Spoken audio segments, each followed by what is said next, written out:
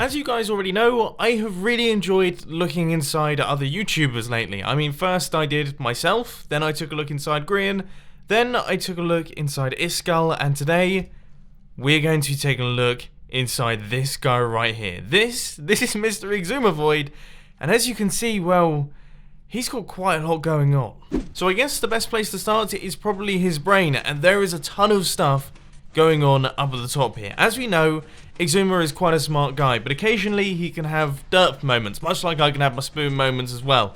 He has his derp moments, and these are actually hardwired into his biology. So when he has a brainwave, it gets sent through this system right here, and it creates a 1 in 4 chance of that brainwave being mutated into a derp. So if these lamps turn on, then that means he's had a good thought. So the thought is correct, and it's all perfectly functional. See, that was a good thought. That was like a new Redstone tutorial, and oh dear, that was a derp moment. And you can see the derp sheep has been sent out and is gradually being killed off inside his body. But then if we hit the button again, good thoughts, new base plans and things like that. Oh, he's just busted a myth or something.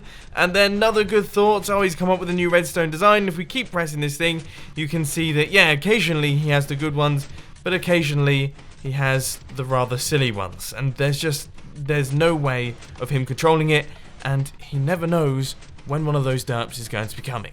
But it doesn't stop there for Xisuma's head. He has actually got an extra thing going on, which is his rather strange voice box. As we know, Xisuma has a certain way of saying certain words. He actually has a dictionary on his website for things that he says differently. For example, tutorial, you've got Xisuma, aloe, possible, mushroom, durite, and other various different things that he says. And the reason this is because he doesn't have a voice box like normal people. Instead, the voice comes out the back of his head and then travels through a certain windy bit, which kind of changes the pronunciation of certain words, and it causes them to come out differently. So if we activate this thing, you can see the word has come out, and then it gradually just gets pushed through, and that kind of softens the T's and softens certain words and makes them sound, well, the Xisuma way. But that pales in comparison to what I'm going to show you next. When I discovered this, it completely blew my mind, and it also explained a lot of things. So you see this thing right here. This is what keeps Xisuma alive, but it's not just that. This is actually the universe clock. So this thing right here is cycling round, and it actually cycles a lot faster in real life, but I've slowed it down so you can actually see it, and that cycles round, and that is what is keeping time for the entire universe. So Xisuma actually houses the universe clock, the thing that is keeping worldwide universe time, which is already pretty ridiculous. But the thing that I find the most ridiculous, and something that I am very surprised he hasn't mentioned yet, is the fact that he can do this. He's just switched it off. He's stopped time, but he can keep moving. So if you're wondering how Xisuma manages to make so much progress in his episode and put out so many quality videos in what seems to be an impossible short amount of time, there it is. That's how he does it. He can actually stop time, and that allows him to work on things while the universe doesn't change around him, and then when he wants to just crack on with the rest of the universe, he just activates the clock once again, and off it goes, cycling about. We all continue our daily business. Completely ridiculous. I mean, seriously.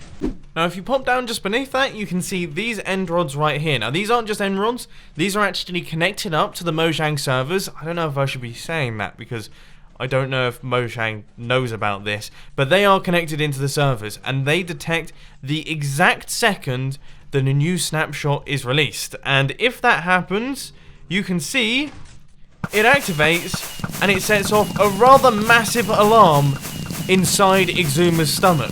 And that is how he manages to get his snapshot videos out within seconds of the snapshot being released, because he knows instantly, and he's faced with crippling pain, and he has to do the snapshot video, otherwise that will keep firing, which is, I mean, that's horrible. That must be a really, really horrible thing to live with, but it also means that he always gets the exclusives for the new content.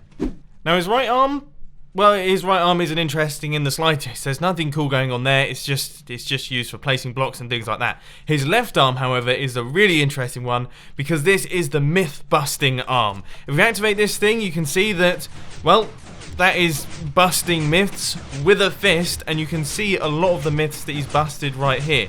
So this one has to do with fortune affecting leaf drops. That was episode 2 of myth busting. This is some slime spawners, or not slime spawners, episode 1 of myth busting right there, if slime spawn on torches.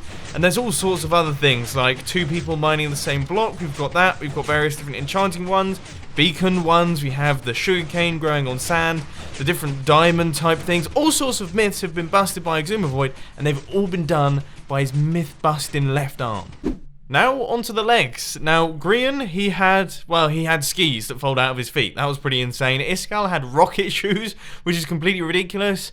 Xisuma has done something slightly different, which once again was very unexpected. A lot of this stuff was unexpected, but this seemed quite strange to me. He has his full music storage in his legs. As we know, Xisuma is a big fan of music. He's a musician himself. He listens to music a lot. He actually has music blog posts that he puts out reviewing various different albums and things like that.